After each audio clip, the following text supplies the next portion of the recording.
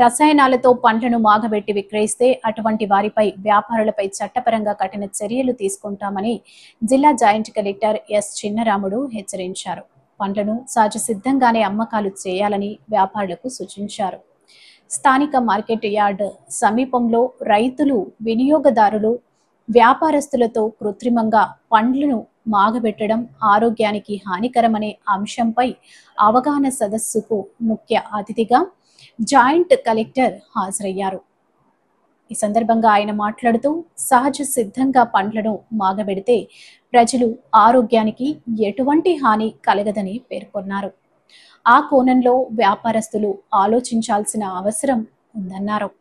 కృత్రిమంగా పండ్లను మాగబెట్టడం ఆరోగ్యానికి హానికరమని ప్రతి ఒక్కరికి అవగాహన కల్పించే విధంగా చర్యలు తీసుకుంటున్నామని అన్నారు. ప్రజలు సహజంగా పండిన పండ్లను ఎంచుకోవాలని, రసాయనాలతో మాగబెట్టిన పండ్లను తినడం వల్ల కలిగే ఆరోగ్య సమస్యల గురించి ప్రతి ఒక్కరూ తెలుసుకోవాల్సిన అవసరం ఉందన్నారు. ఎథిలిన్ గ్యాస్ అనేది ఇది ఉంది బాక్స్.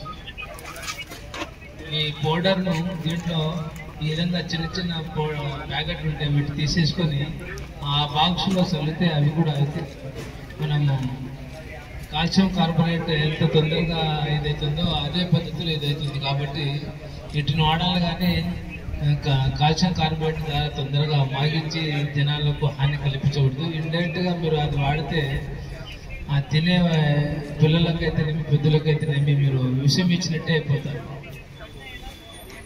వాళ్ళు తెలియకుండానే బలహీనత అయిపోతారు. వాళ్ళు తెలియకుండానే వామిటింగ్ వేదులను రావడం, ఆరోగ్యానికి ప్రమాదం కలిగి వాళ్ళు పరిస్థితి ఉంటుంది. కాబట్టి ఆ తినడం వల్ల ఇంత హానికరం జరుగుతుందని కూడా ఎవరు కూడా గుర్తించి ఉంటారు.